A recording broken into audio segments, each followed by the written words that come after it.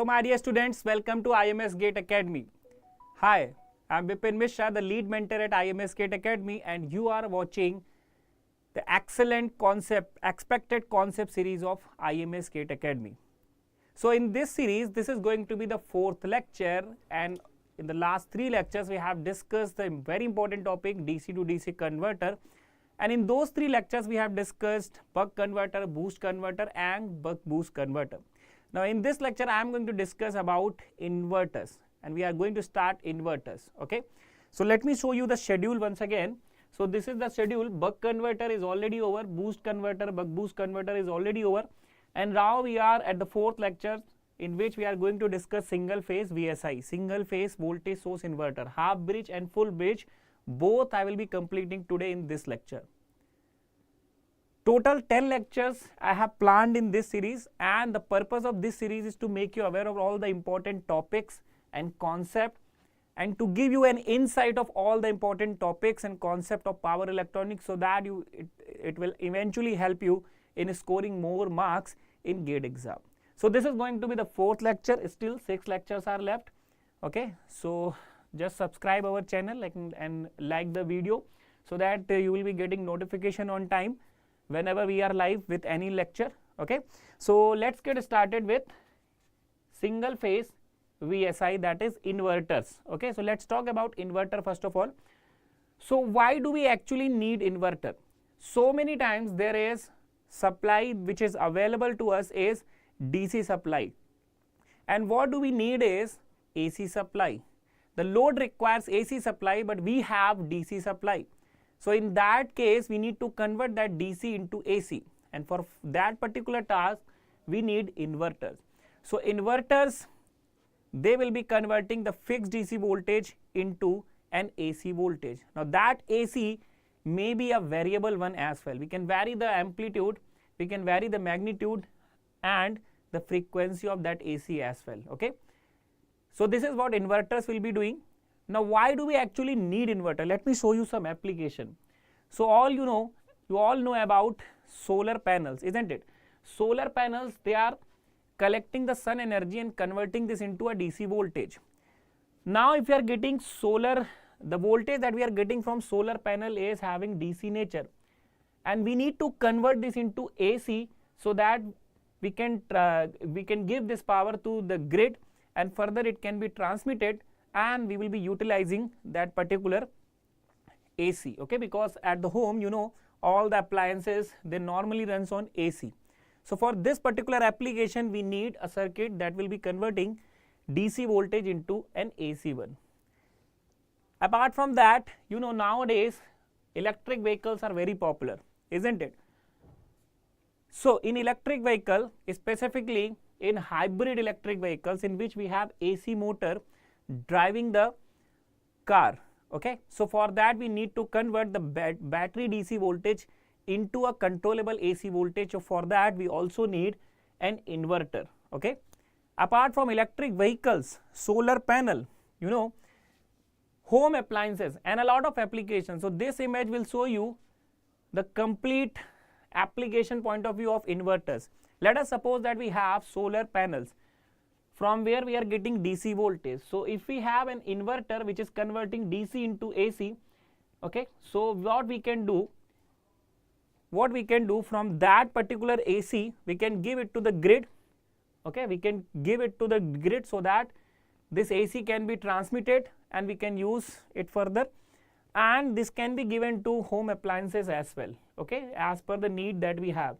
So there are a lot of applications that requires inverters. We have DC voltage and we need to convert it into AC voltage. So a lot of applications are there that involves the application of AC.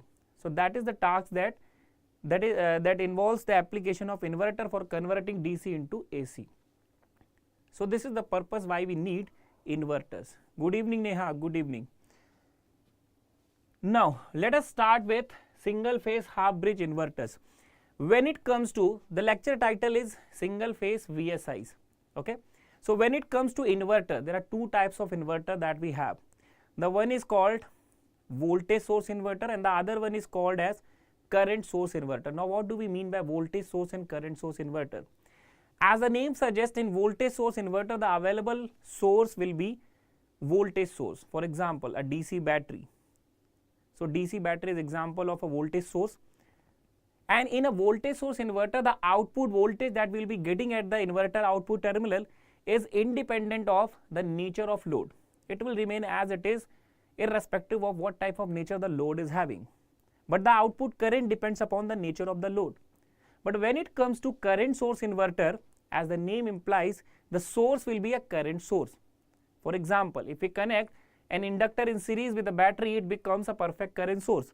So we will be having a current source as a source for current source inverter, and like the way we had in VSI, the output voltage is independent of nature of load.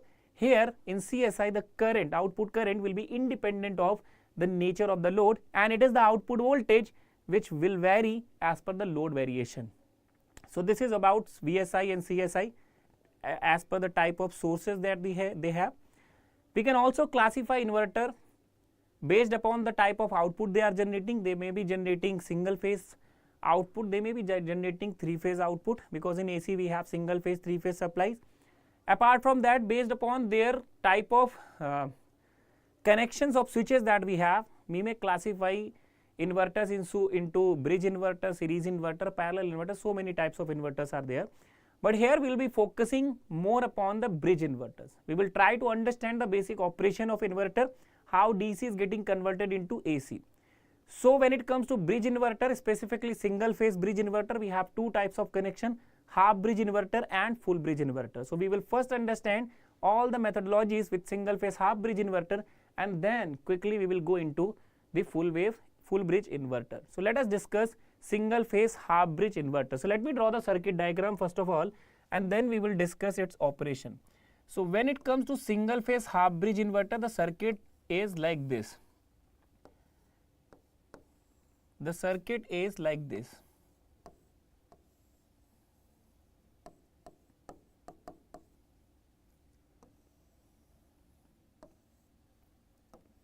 We are having one switch here and we are having the other switch here. And apart from that, we have connected an anti-parallel diode in parallel with both the switches like this. So this is switch S1, this is switch S1 and this is switch S2. This is anti-parallel diode D1 and this is anti-parallel diode D2. Now if we are getting the voltage like this and if the current is flowing in this direction, we will consider that voltage and current to be the positive. So if the voltage and current polarity we are getting in this manner, those may be considered as the positive one. We have supply voltages as well. This is Vs by 2 and this is also Vs by 2. So this is a single phase half bridge inverter. Okay, we only have half bridge present here. If we double this circuit, it will become a full bridge inverter. So in half bridge inverter, we are having two switches and two diodes. Now these diodes, they will conduct. If suppose we have the resistive load, they will never conduct, because in resistance the voltage and current both have same polarity. But when we are having the load other than the resistance, then the purpose of diode will be there. Diode will be used to freewheel the energy of the reactive loads. What are the reactive loads? The inductors and the capacitors. So in order to freewheel their energy, we will need diode, okay, and specifically for inductor.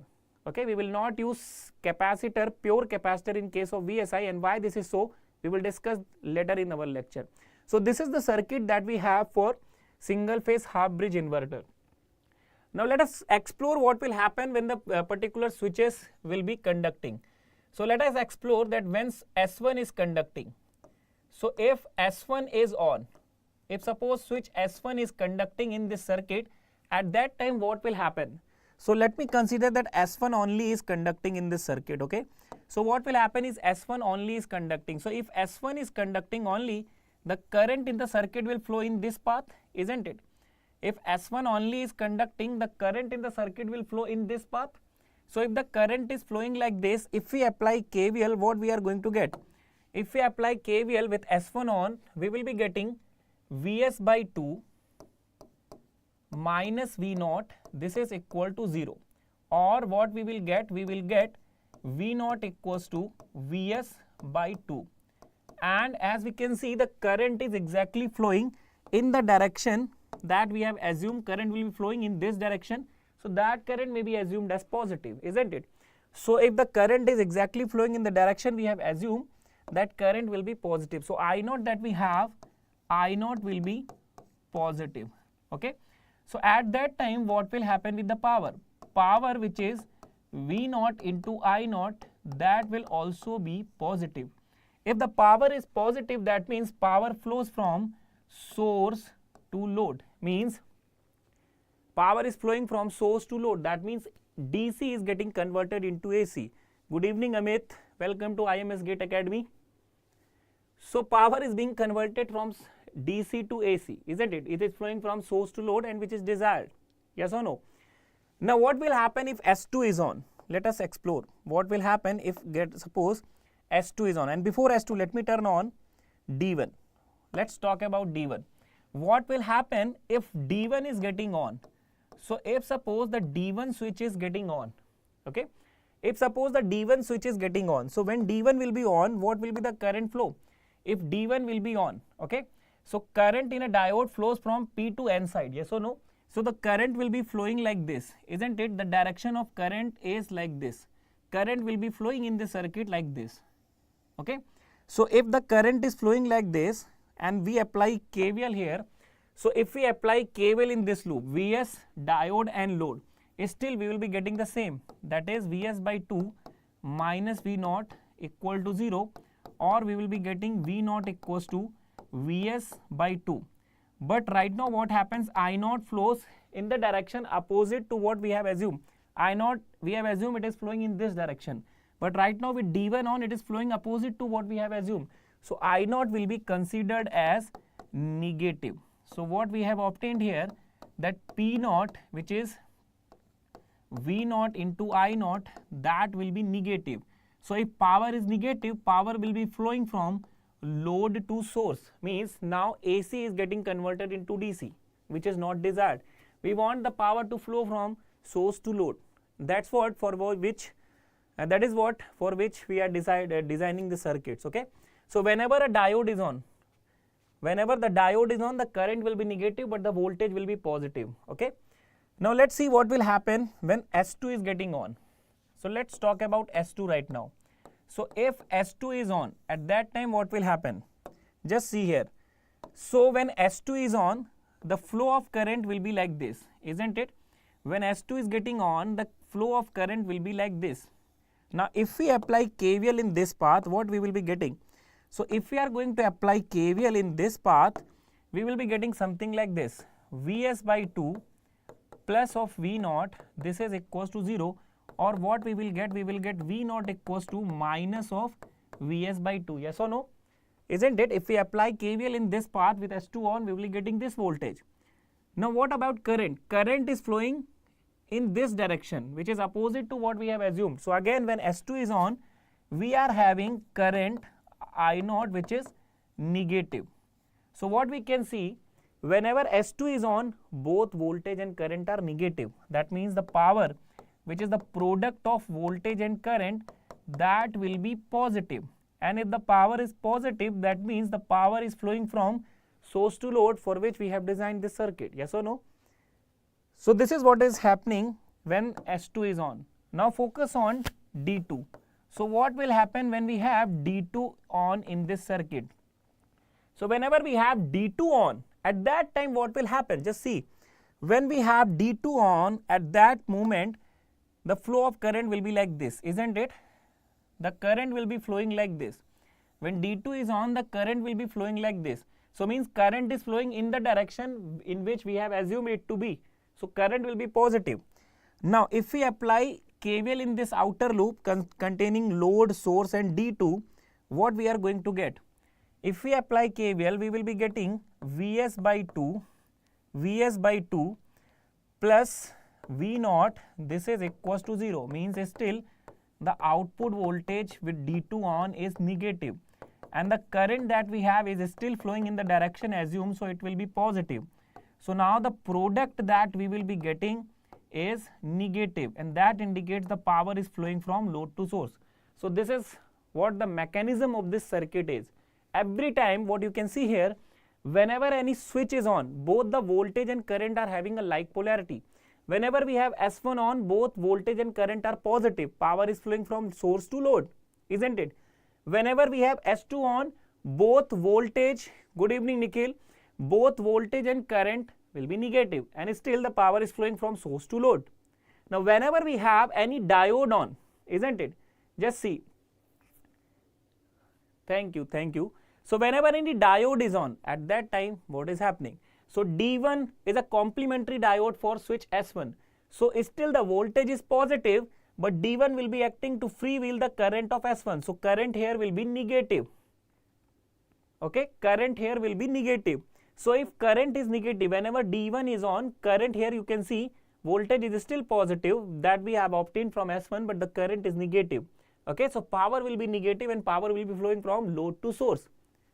Now when it comes to D2, what you can see, what voltage we have obtained from S2, the voltage is having exactly the same nature as well, but the current is having an opposite nature. So whenever a diode is conducting current, you can see is having the opposite flow, isn't it? So what will happen to the power? Power will be negative. So power will be flowing from load to source. So what we can conclude here is, whenever we have any switch on in the circuit, at that time, whenever we have switch on in the circuit, at that time power flow will be positive, and voltage and current both will be having the same polarity. When it comes to S1, they will be having positive sign. When it comes to S2, they will be having negative sign, isn't it? Power is flowing from source to load. DC is getting converted into AC, and that's what we have designed the circuit for. But whenever we have diode in the circuit conducting, at that time voltage and current both are not having the same sign, isn't it? D1 is a complementary switch for S1. So with S1 we got positive current, with D1 we will have negative current. D2 is a complementary switch for S2. So whenever we have D2 on in the circuit, current will be having opposite nature to what we have obtained with S2. And whenever we have any diode conducting, power will be negative, so the power will be flowing from load to source, means AC is getting converted to DC, and that is not for which we have designed the circuit. Okay, maximum amount of power flow will be from load, from source to load, and that's what we want to have. Okay, so now let us analyze this circuit for different type of load. So what we have seen here, irrespective to what switch is getting on, what type of voltage and current, what type of power flow will be getting, we have discussed. Now let us see what will happen with different loads. Okay, so what will happen to the circuit if suppose we have different loads. So let us explore this for R load and L load. Okay, so for R load and L load, if I am talking about R load and L load, see what will happen in this circuit. So if I talk about R load and L load, input voltage is what? Input voltage is a perfect DC voltage that we have, isn't it? Input voltage is Vs by 2. It is a perfect DC that we have, isn't it? Now what I will be doing here, I will be turning the switch S1 on for T by 2 duration, and I will be turning the switch S2 on for T by 2 duration. So if suppose I have turned on the switch S1 for T by 2 duration, and for the next T by 2 duration I will be turning on the switch S2. So whenever switch S1 is on, what you can see, okay, let us talk about first of all for R load. So here I am talking about the R load first of all. Okay, so just see here what will happen with the R load. So if you are talking about R load, whenever we have switch S1 on, output voltage is positive Vs by 2. Whenever we have switch S2 on, output voltage is negative Vs by 2, and for R load, diode will never conduct, isn't it?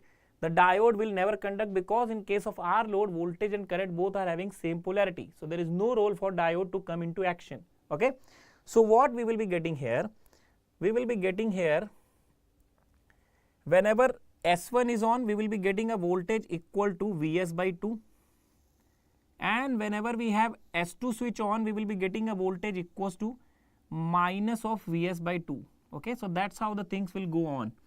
This voltage magnitude that we have is Vs by 2 here. This magnitude of voltage is minus Vs by 2. okay, and here we had the switch S1 on, okay. Don't write here because this is voltage, I will be writing this in currents. Now what will happen to the current? In case of resistance, voltage and current both will be having the same polarity. So whatever is the shape of voltage, the current will be having the same shape as well. So it will also be having the same shape, isn't it? The voltage is having a square shape, so the current will also have the square shape. Yes or no? Okay. Now how much will be this magnitude? This magnitude that we have will be Vs by 2R here, and this magnitude will be minus Vs by 2R.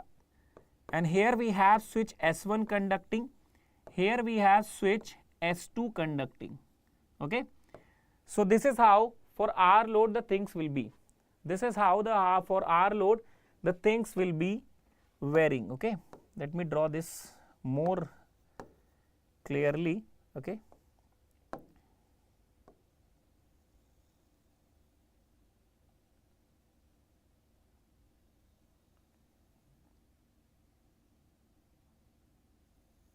Yes,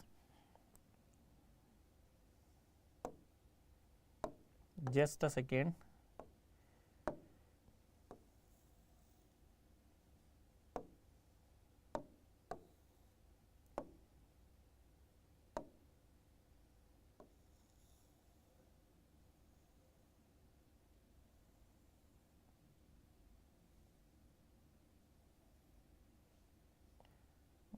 Oh, I don't know what is happening here.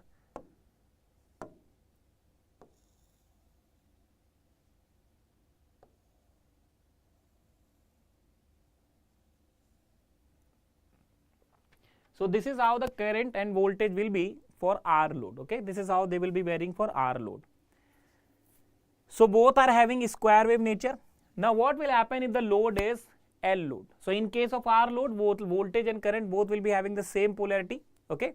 So they will be having the same shape, only the magnitude will differ for voltage and current. Now what will happen for L load? So guys, what will happen for L load? Okay, so if we see the voltage, and this is VSI, voltage source inverter, the shape of voltage is not going to change, it will remain same as it is, okay. If the load is changing, it is the current which will be changing. So we will be plotting the current for different load, because the voltage will be having the same shape for all kind of load.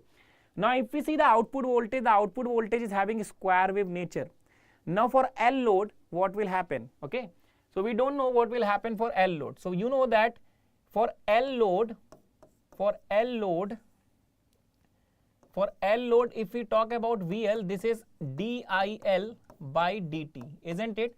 So if we talk about IL, that will be equals to what? That will be equals to integration of VL dt. That means we will be getting the inductor current as integration of the inductor voltage, okay. So guys, for R load, you can see the voltage that we for voltage we have a square shape. So integration of square will give us triangular wave, isn't it? So what will be the shape of the triangular? What will be the shape of current for L load? We are talking about for L load. So for L load, what kind of shape we will be getting for current? The current shape that we will be getting is a triangular wave, okay. So this kind of waveform we will be getting here. We will be getting this kind of waveform for L load.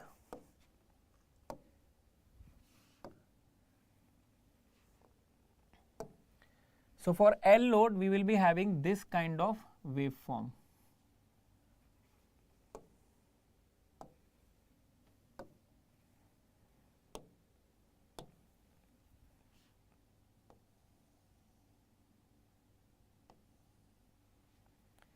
So for L load, we will be having a triangular kind of waveform, okay, which will be varying from minus of I to plus of I. Now we could have drawn this on the positive half as well, but we have taken negative and positive half both as well, because we are talking about inverter and the DC is being converted into AC, and with the AC you know that its average value is 0, isn't it? And in AC we are having the positive and negative values, okay, equal to each other. So this kind of shape it will be having, okay. So this is for L load. It is having a triangular shape. The waveform is having a triangular shape. Okay, the waveform is having triangular shape. Now we can calculate the value of this current. Okay, we can calculate the value of this current. So what I have written here earlier, if we talk about, we can write VL to be equals to DIL by dt. Okay. Now what is VL? Inductor voltage. If you are talking about pure inductor voltage, okay, this is also equals to the output voltage. And output voltage, you know that for any time period t by 2 or the next t by 2, when S1 is on or S2 on, it is equals to Vs by 2. So what represents DIL? DIL means change in current. So current is changing from minus I to positive plus I. The current is changing from minus I to plus I, isn't it? So if the current is changing from minus I to plus I, the change in current will be I minus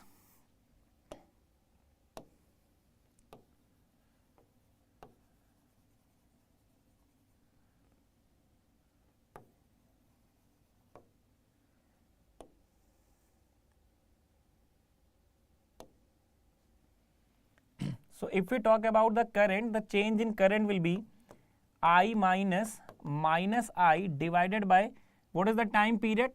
If we are talking about this time only, this will be t by 2. Okay.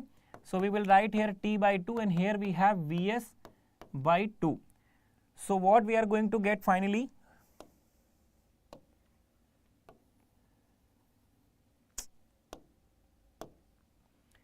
What we are going to get finally, this will be 2I, or we will be getting a value of I which is equals to Vs upon 8 into F into L.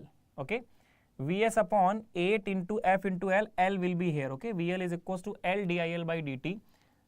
I forget to write L here. Okay. So 1 by L will be here. So we will be getting an expression for current which will be Vs upon 8FL. So this is how we can calculate the peak value of current as well in this case. Okay. This is how we can calculate. Good evening everyone. So this is how we can calculate the peak value of current. Okay. So what will be the value of current? Current value will be Vs upon 8FL. Okay. Vs upon 8FL in case of half bridge. So in case of, if we talk about voltage, voltage is having a square wave shape. Whenever switch S1 is conducting, it is having a value of Vs by 2. Whenever S2 is conducting, it is having a value minus Vs by 2. For R load, the volt current will be having the same shape, but for the L load, it will be having triangular shape.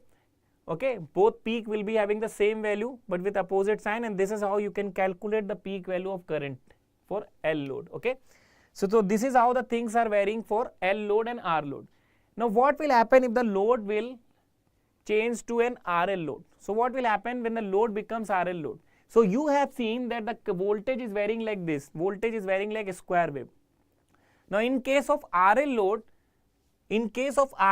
this variation in current is exponential, isn't it? This variation in current is exponential.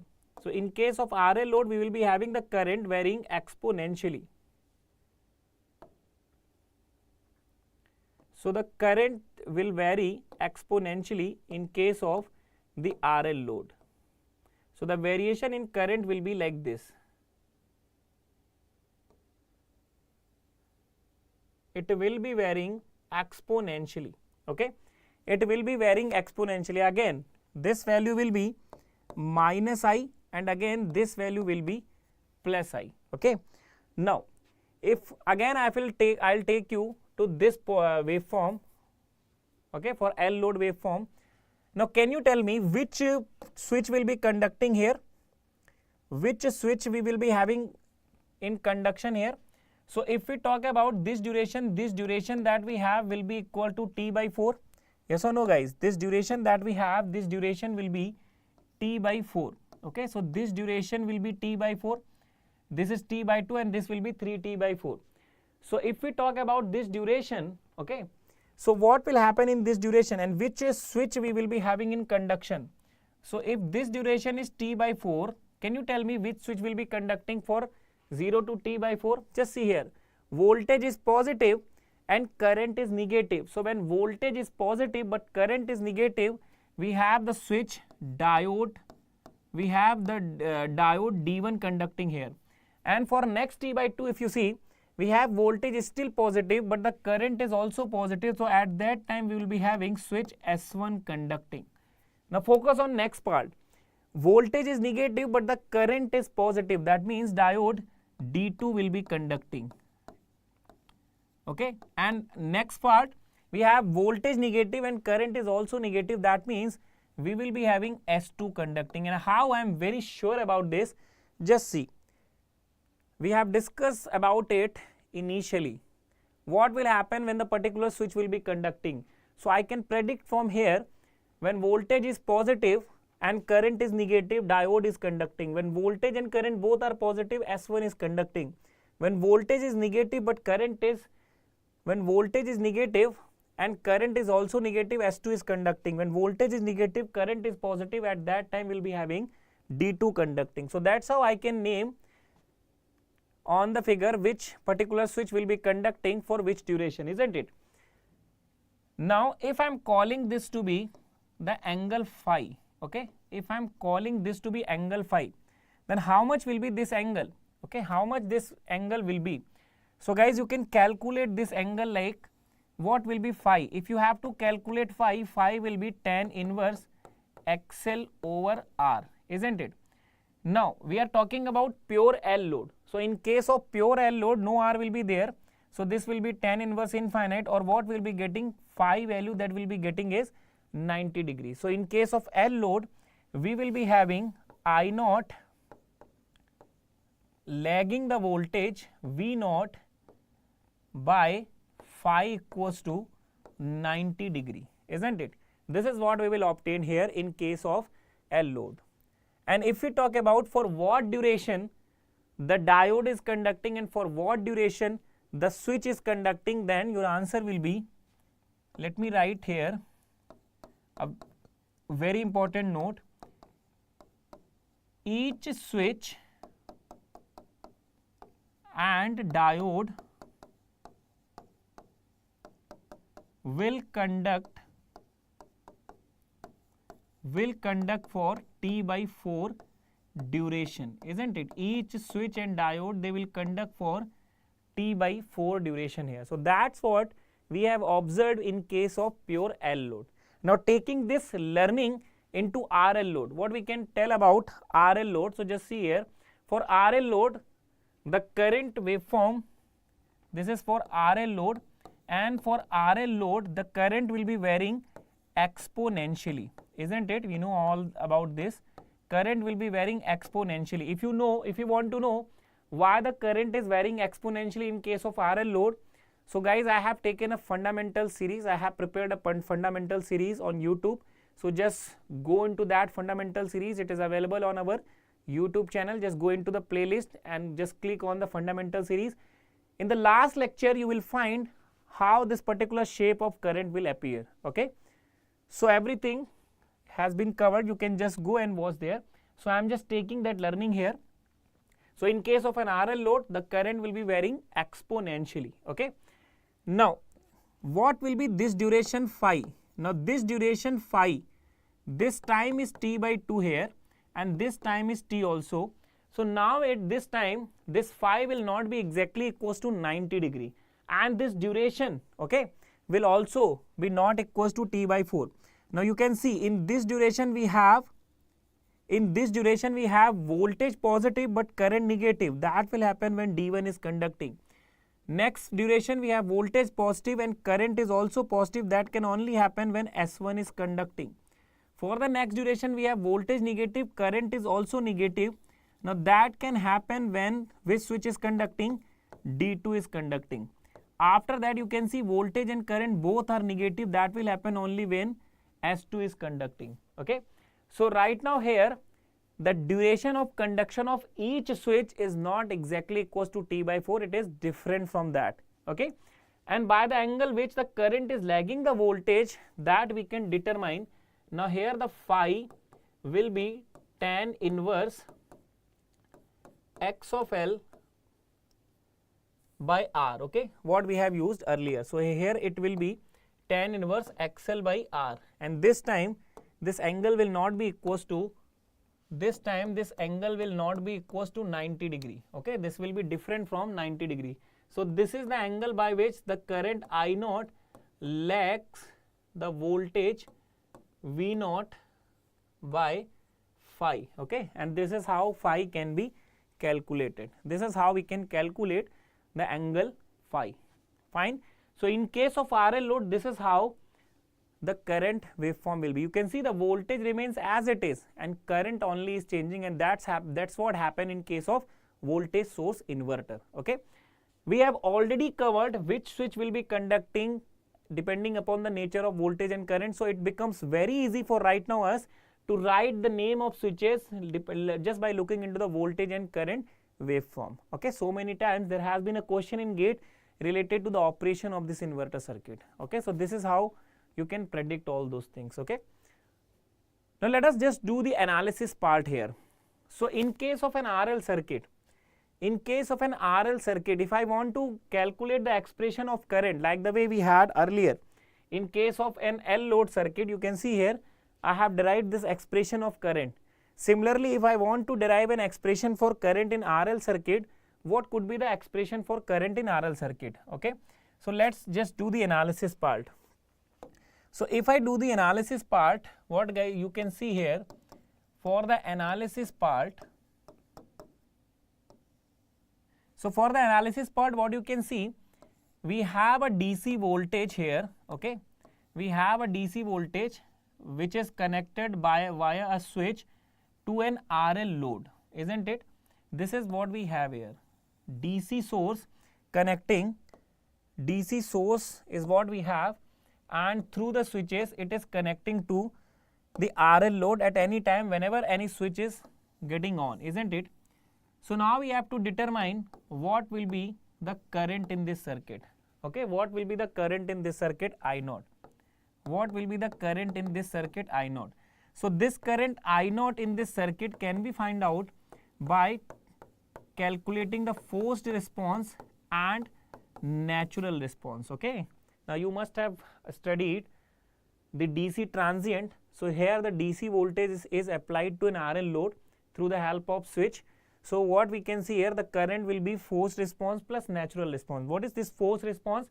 This forced response we will get when all the initial conditions are set to 0 and DC voltage is applied to this RL load. L will be short circuited, so the current in the circuit will be given by simply VDC by R.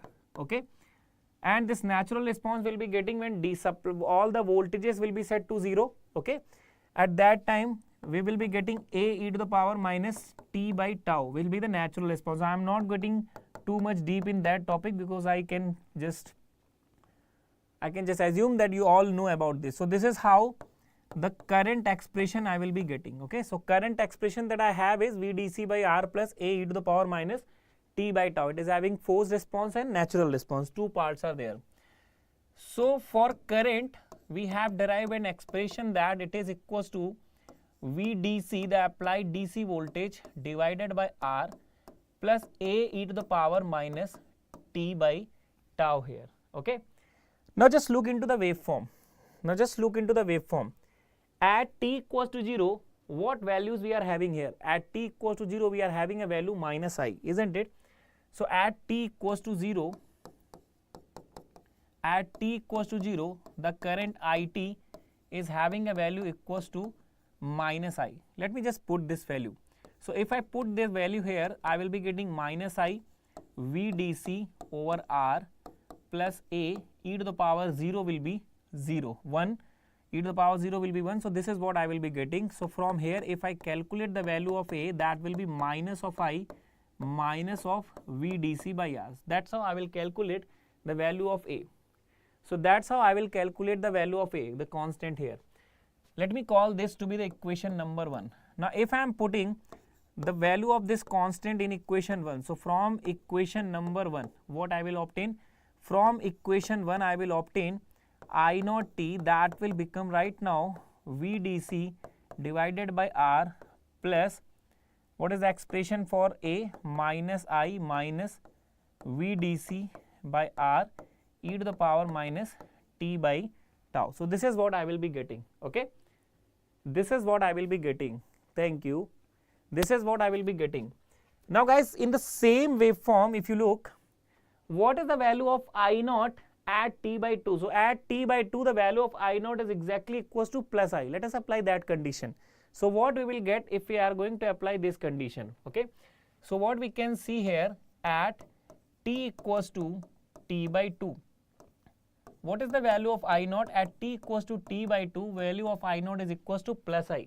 So let us apply this condition, okay, in equation number 2.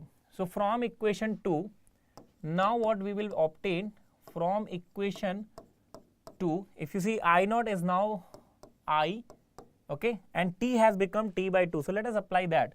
We will get VDC divided by R plus minus of I minus VDC by R e to the power minus t. T is now t by 2. So let me put t by 2 here. Okay, so what I can write here is t has now become t by 2. So I will be writing t by 2 tau in this way. Okay, so this is what my expression of current will be right now.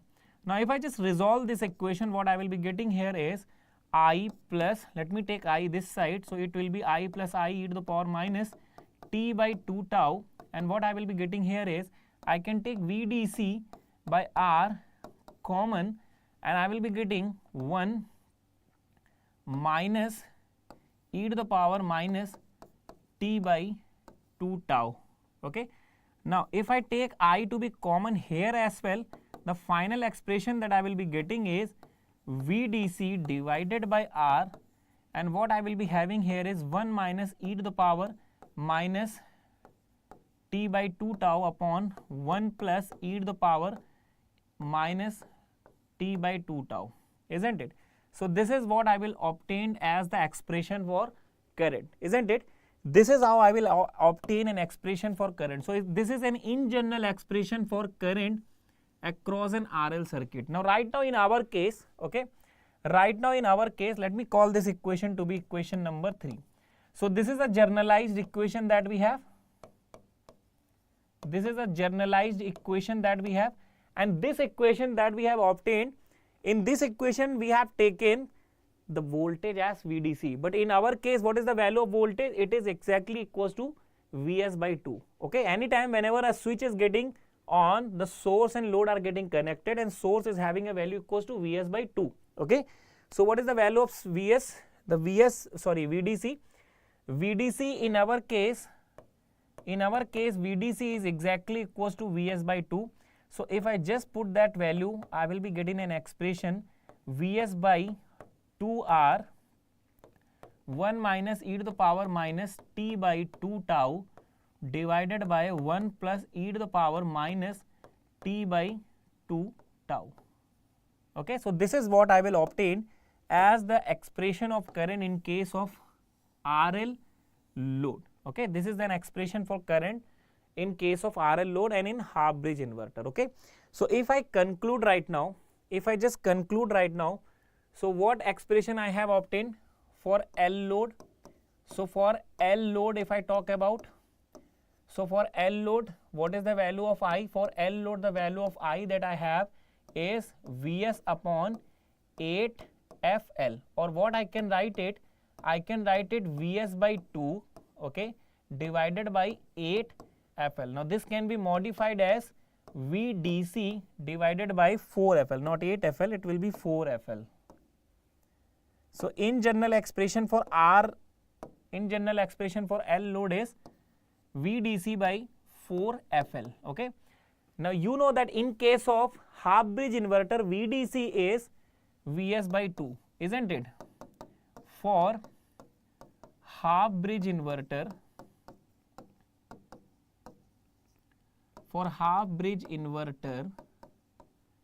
we have VDC equals to Vs by 2, and we don't have to forget this expression. Okay, so see, in case of pure L load, this is how we have calculated the current expression, and what you have to remember is VDC upon 4FL, and VDC is Vs by 2 in case of half bridge inverter.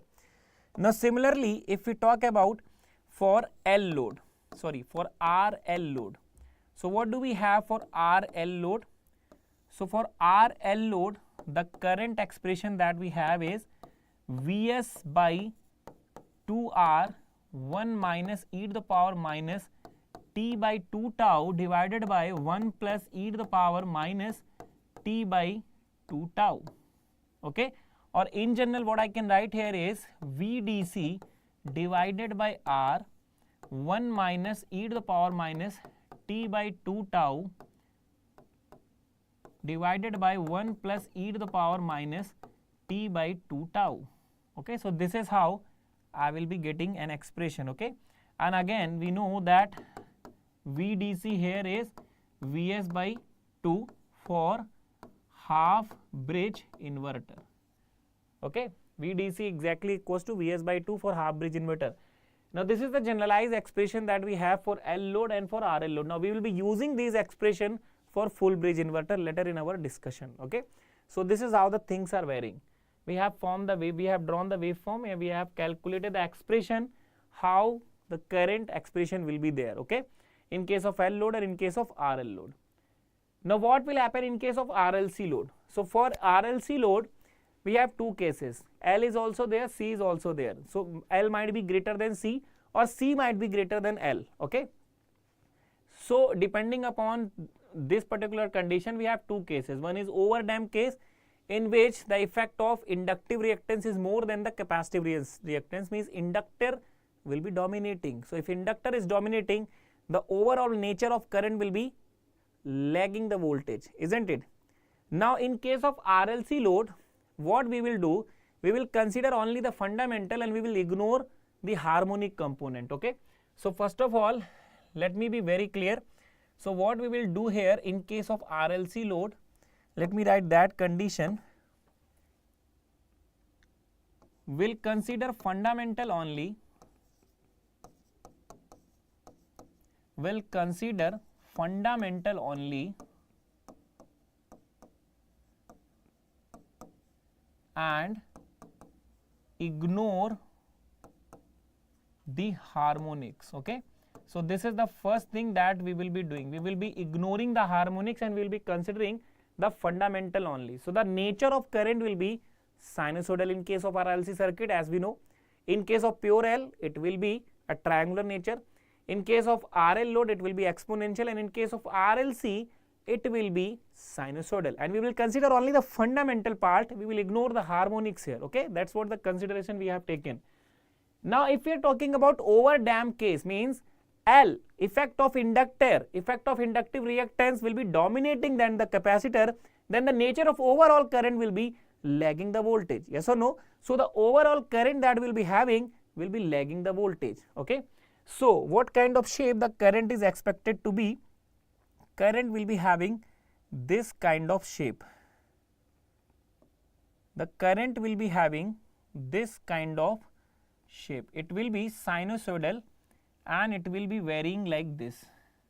Okay, let me draw it more clearly. I am not happy with this shape.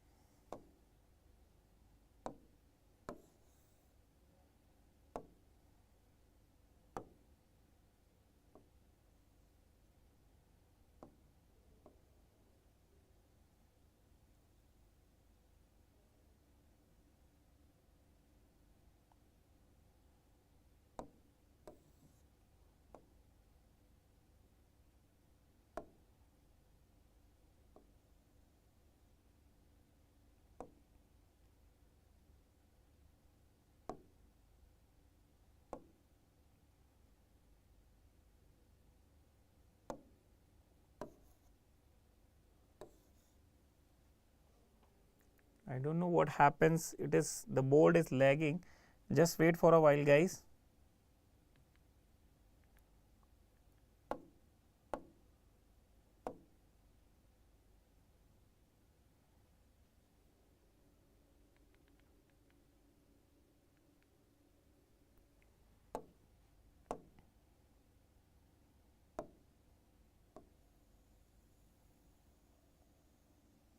Yes.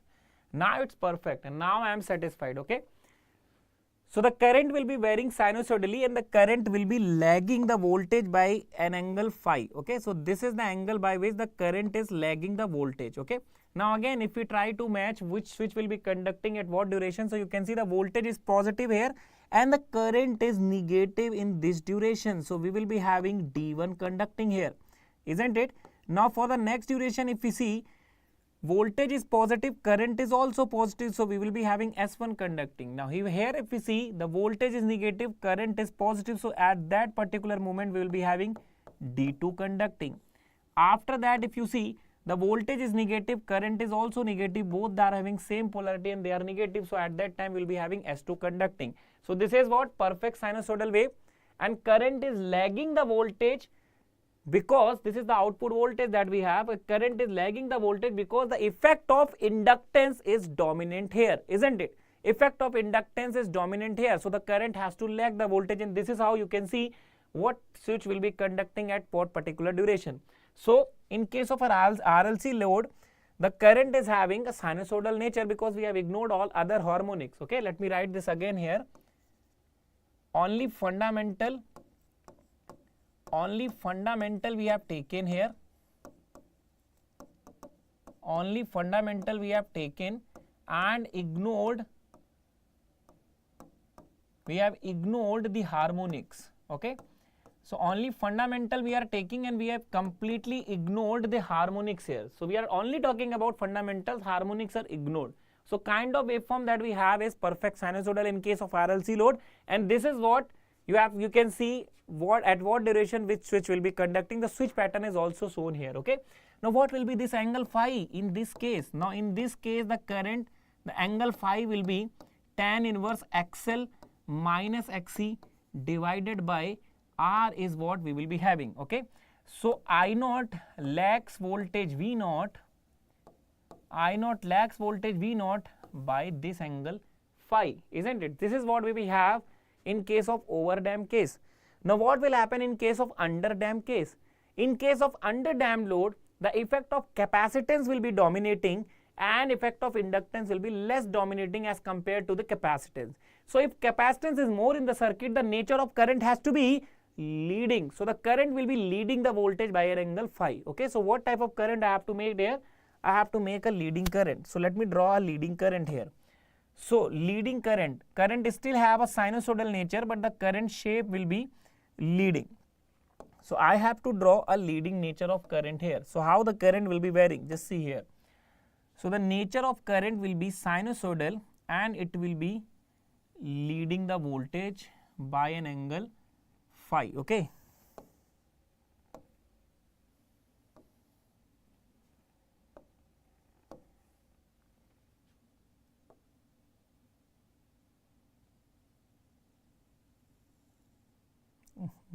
It's very difficult to draw, in fact.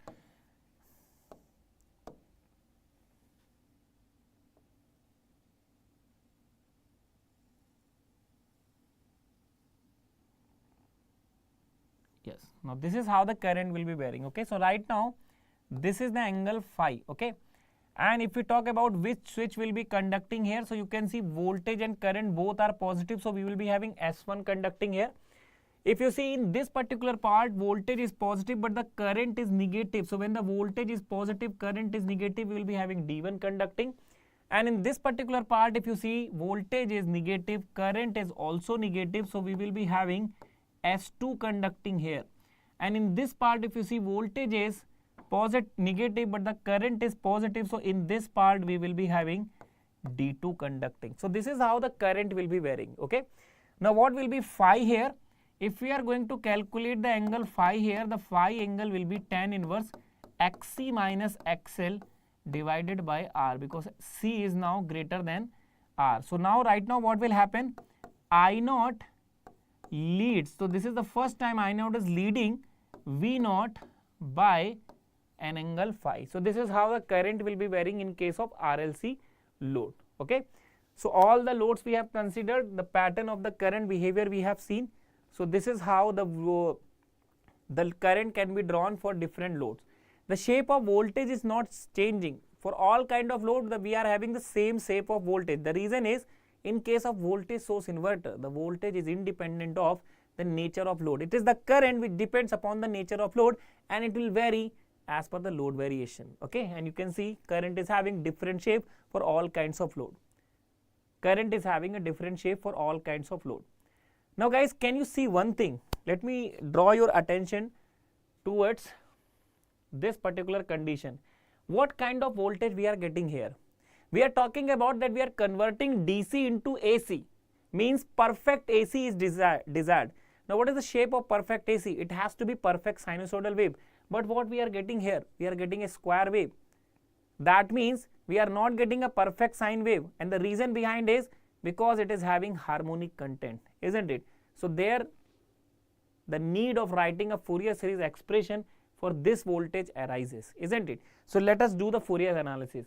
If suppose this nature of waveform would be perfect sinusoidal, we could not have done Fourier analysis, but since this is not the case, the voltage waveform that we are getting for output is a square wave. That means it is not a perfect sine wave, and this is just because of the harmonics that it is having in. Just because of the harmonics it has, okay? So due to the harmonics, the nature of this waveform is not a perfect sinusoidal, and that's why we need to do the Fourier analysis. Yes or no? So let us do the Fourier analysis. So we are having a square wave kind of waveform here. So how to write the Fourier series for a square wave waveform? In the fundamental series, lecture number 2, we have practiced that a lot. So we can simply calculate the Fourier series expression here. So what will be the Fourier series expression? So if we are talking about the Fourier series expression, so the nth harmonic can be written as, you know, for a square wave, it will be n equals to 135 to infinite. We have an expression of 4 Vs upon n pi sine of n omega t, isn't it? What is Vs here? Vs is basically the magnitude of the square wave. And what is the magnitude of the square wave here? The magnitude of the square wave here is Vs by 2, isn't it? So just put the values here and you will finally get the expression. Okay, so what will be the Fourier series expression? The Fourier series expression for the waveform will be here V naught nth. The nth harmonic will be n equals to 135 to infinite. We will be having 2 Vs over n pi sine n omega t. So that will be the Fourier series expression that we will be having here. So this is the Fourier series expression of this output voltage waveform that we have obtained. Okay, so this is the Fourier series expression that we have. Now if I ask you what will be the RMS value of this voltage, if I ask you what will be the RMS value of this voltage, so can you tell me what is the RMS value of a square wave? It is exactly the same. Okay, so output RMS, that will be equals to the same magnitude whatever we have, and it is Vs by 2. For a square wave, its RMS value is equals to its magnitude. Okay, lecture number 3 in fundamental series, we have discussed that particular thing. We have calculated RMS average values for all kinds of waveform because somehow we have to use this in power electronics. So we are very well prepared for that actually. Okay, those who haven't seen, you can just go into our playlist and you can watch those lectures. So fundamentals will be clear. Once you have cleared your fundamental, this subject will become a play for you and you are going to enjoy this subject like anything. Okay. So for RMS value of this square wave will be its magnitude Vs by 2, and this is the Fourier series expression that we have. Okay. Now if suppose I have to calculate current distortion factor, okay, current distortion factor, that is CDF.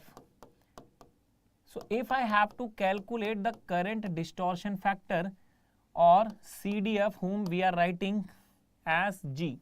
So what is G?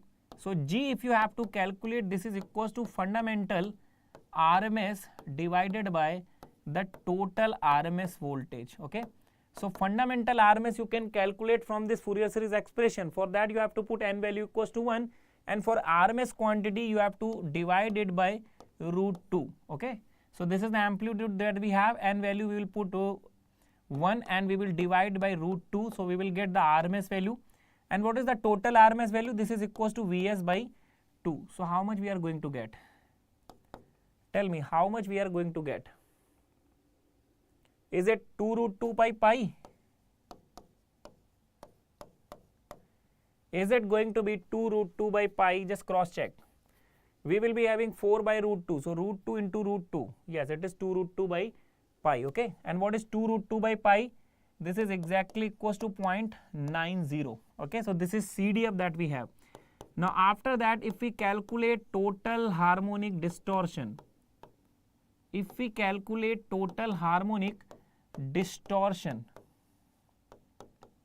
okay, ideally this should be 0. No harmonic distortion should be there. CDF value has to be 1 for perfect AC. But since we are not having perfect AC, and that's why we are doing the Fourier analysis. If we could have obtained the perfect AC, we don't need to do the Fourier analysis, isn't it? So total harmonic distortion. How much will be the total harmonic distortion? So THD is basically 1 upon CDF square minus 1. So if you are going to put this value, how much you are going to get? CDF square, that is 2 root 2 upon pi. So if you are going to square it, you are going to get pi square by 8 minus 1, or you will be getting 0.4832, or in terms of percentage I can write it 48.32%. So the kind of inverter you have designed here is having already around 50% of harmonic present here. Okay. So this is how we can do the Fourier analysis of this waveform. And again I am telling you, we are doing the Fourier analysis just because this output voltage waveform that we have is not a perfect sine wave. It could have been a perfect sine wave. This is not needed, isn't it? CDF could have come 1 and there will not be THD. If CDF is 1, THD will be 0. No harmonic distortion. We are doing all this exercise just because of the output voltage that we have obtained is not a perfect AC, isn't it? Now, if suppose we know, if we have written the expression for current, output voltage, if suppose we are asked to write the expression for current, how we could have written the current expression? So what we know, how to write the impedance. Okay. So for impedance, let us consider an RLC load, all kind of load we are considering. So impedance, you know, can be written as R plus J XL minus XC, or what we can write here is R plus J omega L minus 1 upon omega C, isn't it? This is the impedance.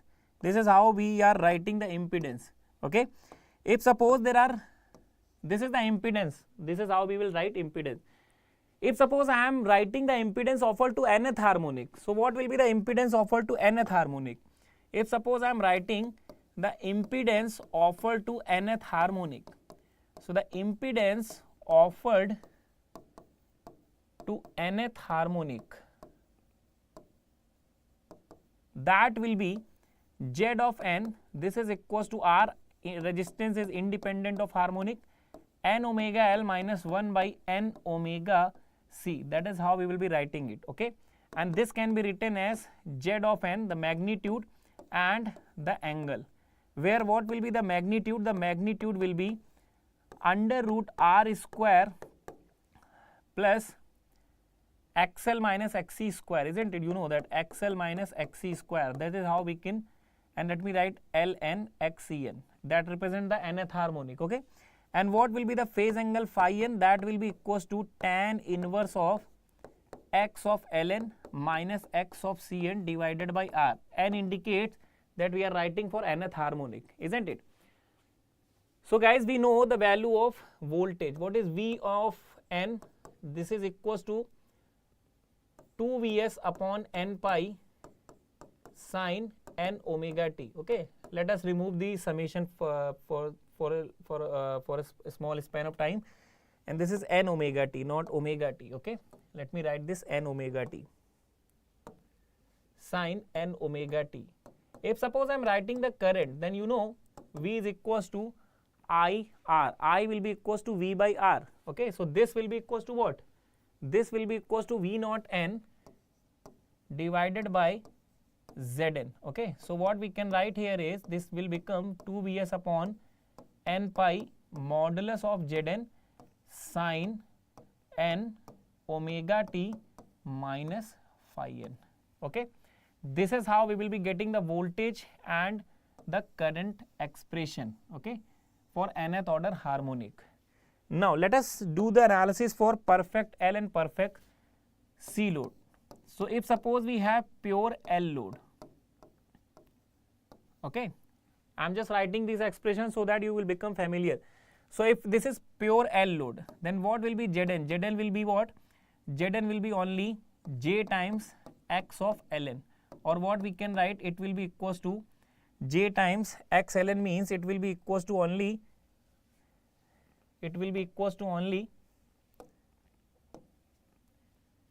n omega L, and what will be the angle? It will be 90 degree.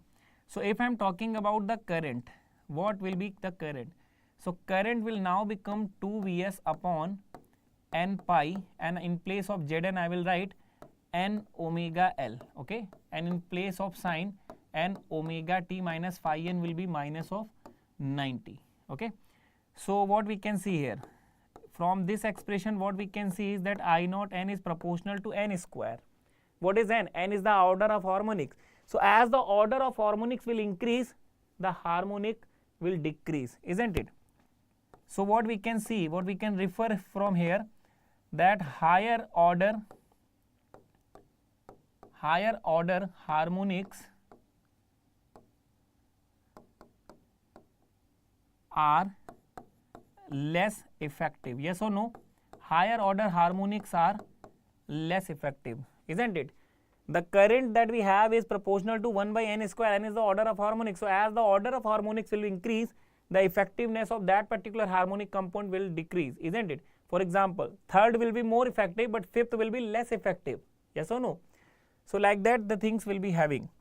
Now if we talk about a pure C load, so just see what will happen for pure C load. So for pure C load, if we are talking about pure C load, what will happen? Zn that we will be having is J times Xcn, or we will be having 1 upon n omega C, and angle that we will be having will be minus of 90. Yes or no? Yes or no guys? 1 by j omega C, and the angle will be having minus of 90. Yes, that's correct. So if I am writing I naught n, that will be equals to 2 Vs upon n pi, and we will be having 1 upon n omega C, and here we will be having sine of n omega t plus 90. Now n and n get cancelled. So from here what we can refer is that I naught n is proportional to n to the power 0, and that's a very dangerous situation, isn't it? That's a very dangerous situation. Here we have I naught n proportional to 1 upon n to the power 0, means nth order harmonics is independent of the order of harmonics, and that means that all the harmonics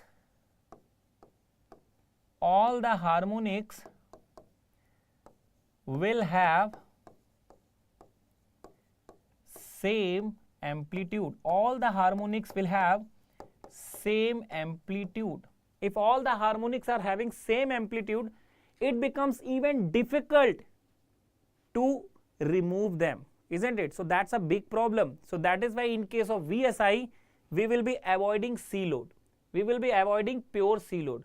Another reason that we have is to avoid C load, the voltage transition that we have are sudden. Voltage is suddenly changing from Vs by 2 to plus minus Vs by 2, then minus Vs by 2 to plus Vs by 2. Capacitor cannot support this, isn't it? Capacitor cannot accept that the voltage across it is changing instantly, okay? That is the one reason. And other reason, in case of pure capacitor, if you have chosen, all the harmonics will be having the same amplitude, so it will become more difficult to remove them, okay? And ideally harmonics should not be there, okay? So that's why pure C load must be avoided. Let me write there, pure C load must be avoided. Must be avoided in VSI, voltage source inverter. Pure C load we have to avoid. We don't have to use pure C load. We will avoid that, okay? So this is how the things are varying. So we have done the complete analysis of single phase half bridge inverter. Okay. Now let us talk about the full bridge inverter. So if it is a single phase full bridge inverter, only the circuit will change, most of the things remain same. So let me draw the circuit first of all. So if we are talking about single phase full bridge inverter, we will be having only one source like this, and we will be having the switch combination like this. Now two bridges will be combined here, okay, like this. We will be having two bridges connected like this.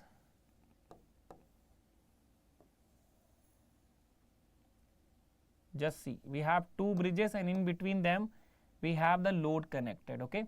So this is the load that we have, and if the voltage is like this, it will be considered positive. Current flowing is like this, will be considered as positive, and we have anti-parallel diode as well.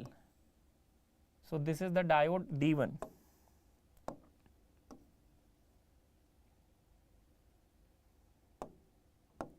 So we will be having anti-parallel diode present here as well. This is diode D1, this is S1, this is D1. Similarly here we will be having anti-parallel diode. So this is S2 and this is D2. Now here also anti-parallel diode will be there. Here also we will be having anti-parallel diode. Okay, so this is switch number S3, D3, S4, and we have here D4. So this is called as the full bridge inverter, and this is the voltage Vs that we have. So this is called as the full bridge inverter. So in full bridge inverter, two half bridges are combined. Okay, two half bridges are combined. Now we will be having the scenarios like when S1 and S2 are on. Okay, so whenever we have S1, S2 on, what will happen in this circuit? Whenever we have S1, S2 on, so just see, whenever S1, S2 are on, the current will be flowing like this. Okay, so current will be flowing in the assumed direction, and if we apply KVL, what we will be getting? We will be getting Vs minus V0 equals to 0. That will give us V0 equals to Vs, and the current is flowing in the assumed direction, so it will be positive. So what will be the power? Power will be positive because both voltage and current are positive. Power will be flowing from source to load, isn't it? Now if suppose we have D1 and D2 on in this circuit, what will happen when D1 and D2 are on? So if we have D1 and D2 on, in that case what will happen? So just see here, if we have D1 and D2 on, the current will be flowing like this, not D1, D2, D1 and D2, this will not be there. Let us talk about switches first, okay, then we will discuss about the diode. So let us suppose that S3, S4 are on.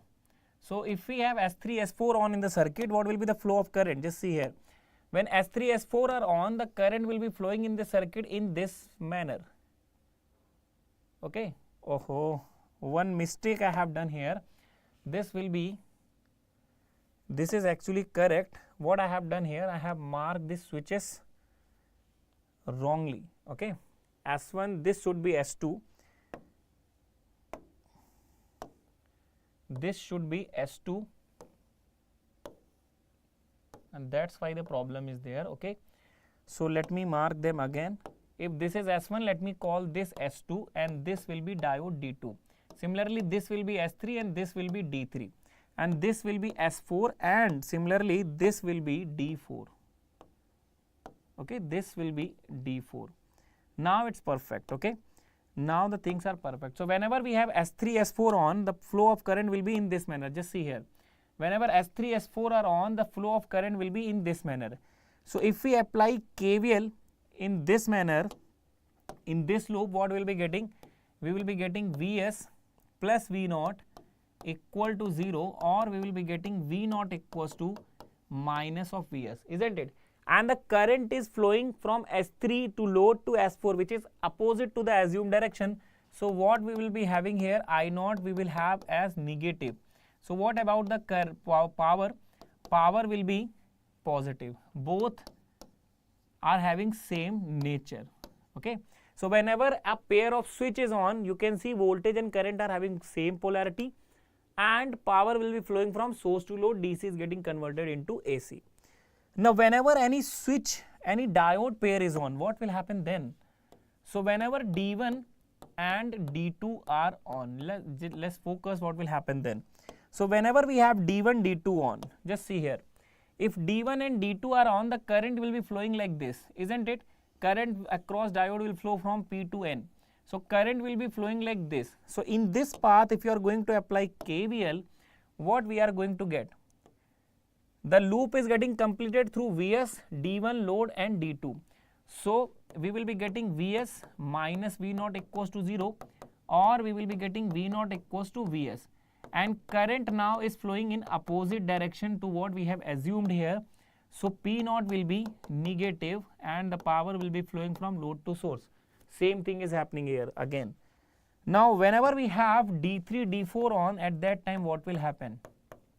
So if we have D3, D4 on in this circuit, at that time if you focus here, just see here, D3, D4. So can you see D4 and then D3? So the current is again flowing in the same direction, but if we apply KVL in this loop containing D3 and D4, what we will be getting? We will be getting Vs plus V0, this is equals to 0, or we will be getting V0 equals to minus of Vs, and I0 is flowing in the same direction, so it will be considered positive. So power will be negative because voltage and current are having opposite polarity, and power will be converted from load to source, will be flowing from load to source. So what we can conclude again here, what we have done in case of half bridge inverter, the same thing we can conclude here as well. What is happening here? Whenever a pair of switch is on, both the voltage and current are having same polarity. For S1, S2, voltage and current both are positive. For S3, S4, voltage and current both are negative, isn't it? Power will always flow from source to load in that case. Whenever we have a diode pair on, D1, D2 are complementary diode for S1, S2. So the voltage remains is still positive, but they will be carrying different current. So the current they are carried by them will be negative. Power will be negative, power will be flowing from load to source. Whenever we have D3, D4 on, okay, again the same thing will happen. D3, D4 are complementary switches for S3 and S4. So with S3, S4, voltage will be negative, current will become opposite, that is positive. Power will be negative and the load power will flow from load to source. So what we have seen in case of half bridge inverter, again the same we are getting in case of full bridge inverter, but the difference that we have here is, the difference is at a time two switches are conducting as compared to the half bridge inverter, isn't it? That's what happening here. So let us draw the voltage and currents right now. So if we talk about for R load and L load, what will happen? So for R load and L load, just see here, what was the input voltage? The input voltage that we have is a perfect DC, and right now the magnitude of it is Vs. What will happen with the output voltage? Whenever we have S1, S2 on, the voltage is positive. Whenever we have S3, S4 on, the voltage is negative, and we are only talking about R load right now. Okay. If we talk about R load, this is how the voltage is varying. Let me call this time to be T by 2 and this time to be T. And what is the voltage magnitude? It is Vs and it is minus Vs. As compared to half bridge inverter, we are getting twice the voltage, isn't it? Earlier it was minus Vs by 2. Right now we are having Vs, isn't it? What will happen to the current in case of R load? It will be having the same shape as the voltage has.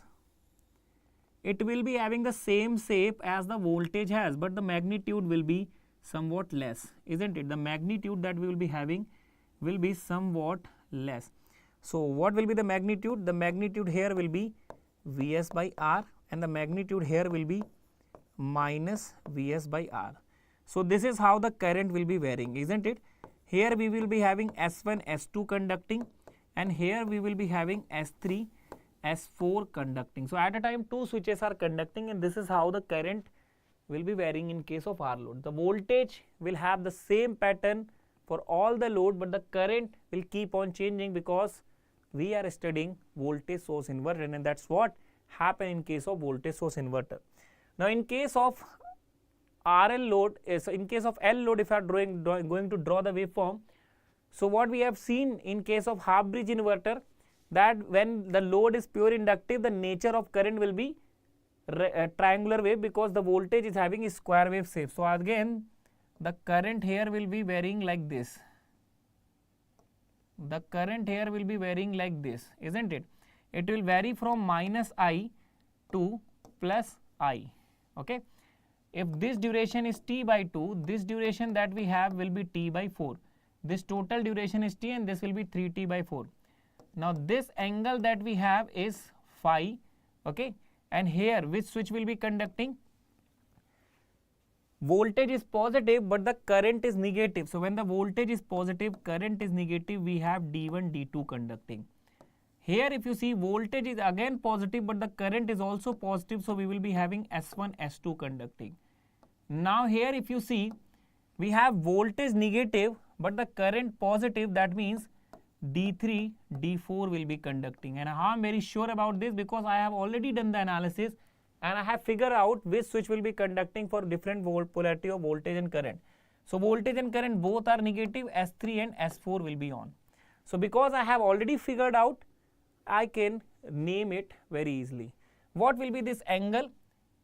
So I0 here lags V0 by an angle phi, which is tan inverse XL by R. Since there is no R, it will be infinite or the angle will be 90 degree.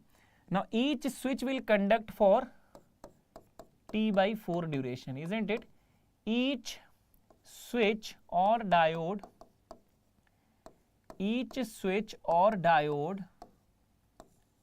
they will conduct for T by 4 duration, isn't it? They will conduct for T by 4 duration. If I have to find the value of I, so I have written a general equation. So what is the general equation? General equation is that it will be what? It will be VDC. It will be let me just take you to that expression. What expression I have written for current for R and RL load? Just focus here. This is VDC upon 4FL and here we have VDC upon R and different things are there.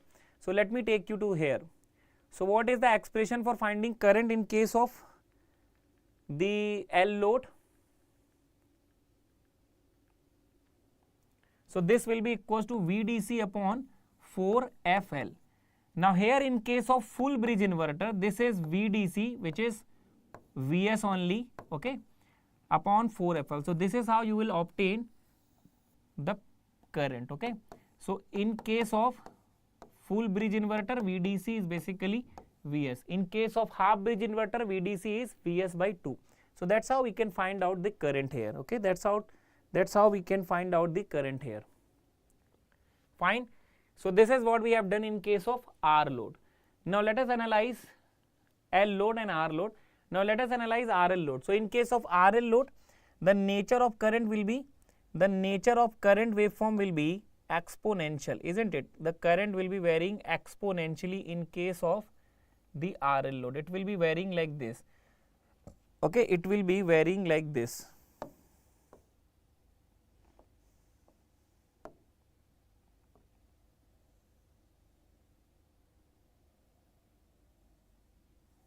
It will be varying like this. So this is the angle by which the current will be lagging. And can you tell me which switches will be conducting at that time? Voltage positive, current is also negative. So at that time we will be having D1 and D2. At this time we have voltage positive, current is also positive, S1, S2 will conduct. At this time we have voltage negative, current positive, so D3, D4 will conduct. At this time we have voltage negative, current is also negative, so S3, S4 will come into play. And this angle phi we can calculate, by tan inverse XL by R, and this time it will not be a perfect 90 degree, okay. So this is the angle by which I0, lags V0, okay, by phi. And one more important point.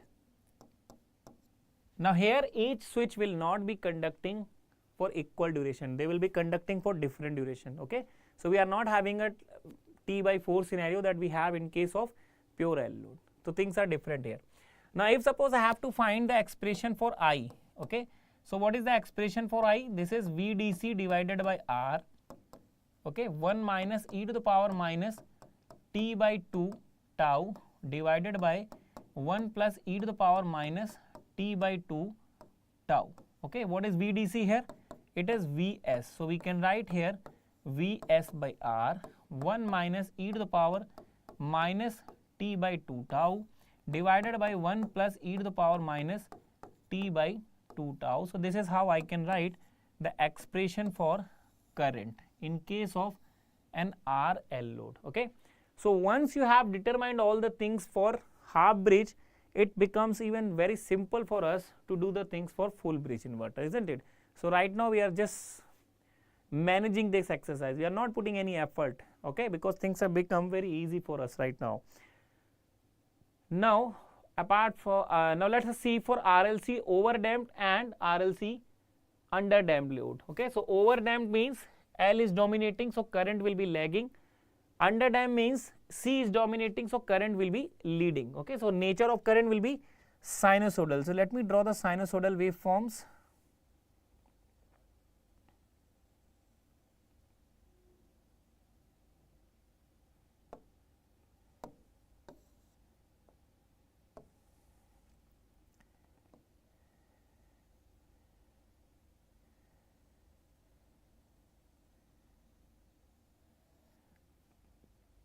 So this is how the currents are varying here. This is the angle phi here, and here the current will be leading by an angle phi. Okay, here the current will be leading by an angle phi. So now this angle phi we can find out very easy. So how much will be this angle? This angle phi will be tan inverse XL minus XC by R here, and here this angle phi will be how much? Tan inverse XC minus XL by R. Okay, so here we have I naught lagging the voltage V naught, lags V naught by phi, and here what do we have? Here we have I naught. Let me write here. Here we have I naught leading V naught by angle phi. Okay, so these are the things that we have here. These are the things that we have here.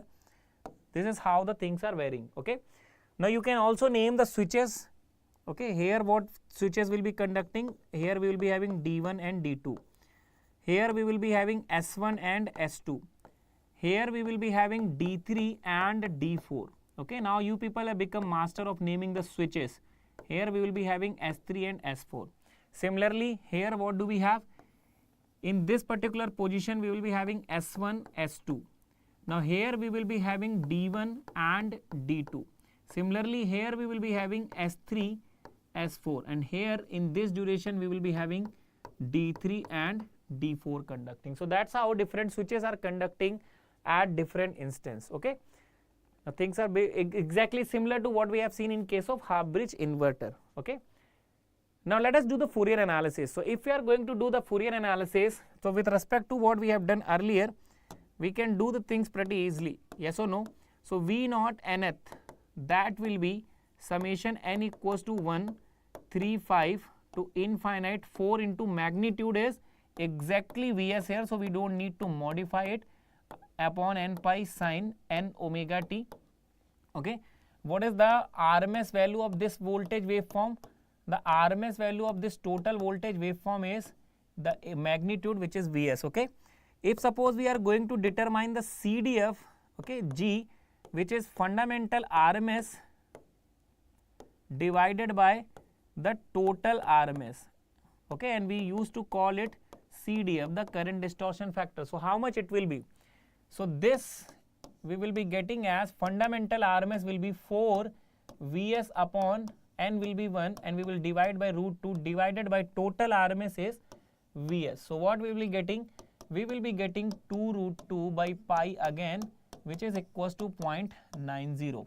And if we are going to calculate the total harmonic distortion, that we know is 1 upon CDF square minus 1. So that will come 48.32% once again. Okay, Now you can calculate the current in the same manner you have done earlier. If suppose I want to calculate the nth harmonic value of current, then this will be equals to what? This will be equals to 4 Vs upon n pi impedance sine n omega t minus phi of n. Okay, whatever is the sign of phi, that will be reversed. Okay, so this is how we can calculate the current, and we can do the same analysis what we have done in case of half bridge inverter.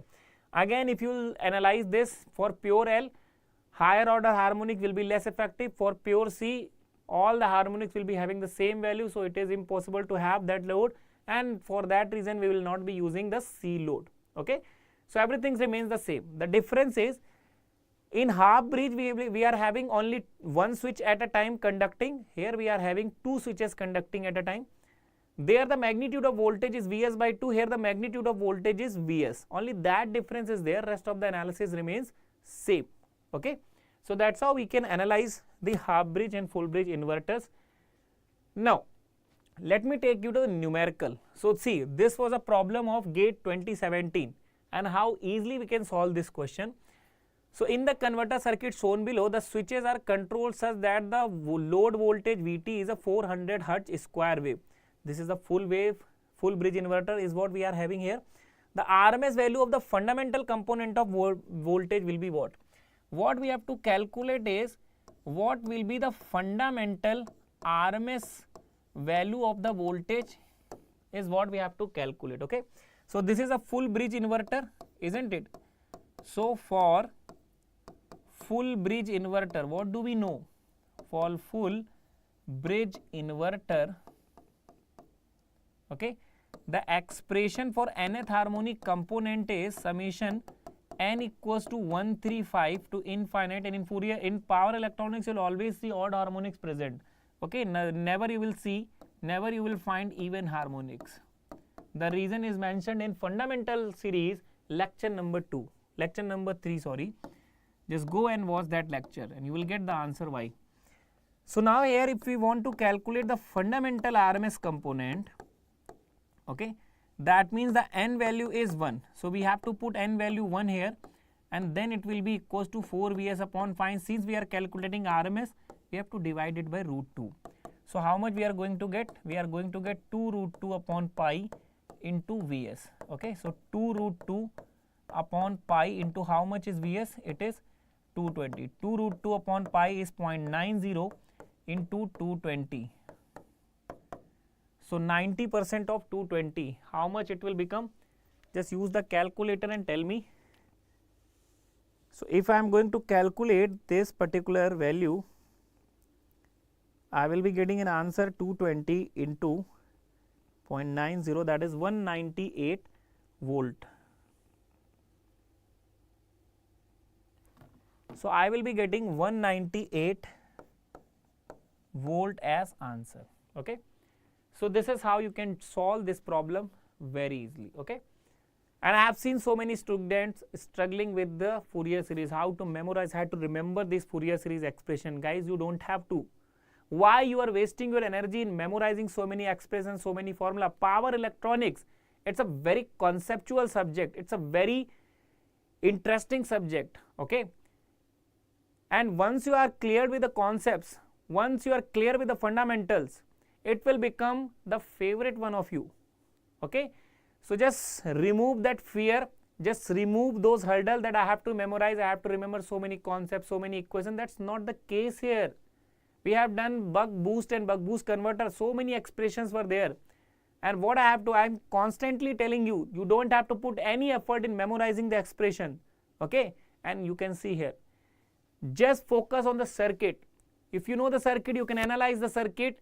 If you have that power of analyzing the circuit, you can derive any expression anytime, whenever it is required, whatever is required. Okay, so this is the end of this lecture. Single phase VSI, half bridge, full bridge inverter, both we have discussed. Now in the next lecture, which will be on the upcoming Sunday, I will be discussing 3-phase 180-degree inverter.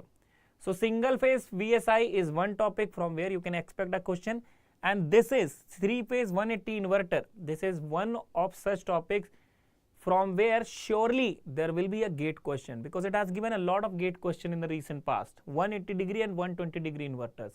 So Sunday I will discuss 180 degree inverter and Thursday I will discuss 120 degree inverter. So lecture number 5 is going to be on 3-phase 180 degree inverter. So I will be waiting for you guys in this lecture. Okay. So the support that I am getting from you guys, okay, the response that I am getting from you guys is phenomenal. So just keep on giving this response. Okay. If you have liked our teaching style, there are links. So through that links, through that description box, there is information. You can just go through that. You can just enroll into our zero fee program. You can have a flavor of what we are doing in class. You had a flavor what we are teaching here in YouTube. So similar kind of and even more we will be giving in the classroom. So join our program and then take admission if you wish to, and then you will be getting something that is exceptional. That will be very good for your end result. That will be very good for end results. Okay. So if you really want to get succeed, follow us. Okay. And we are here to take care of. So you don't have to do anything extra. We are here. We will take care of your preparation. Okay. So guys, thank you so much for attending this session. Now we will meet on Sunday. Again, the timing will be 6 to 8 p.m. with 3-phase 180 degree inverter. Thank you. Thank you for attending this session.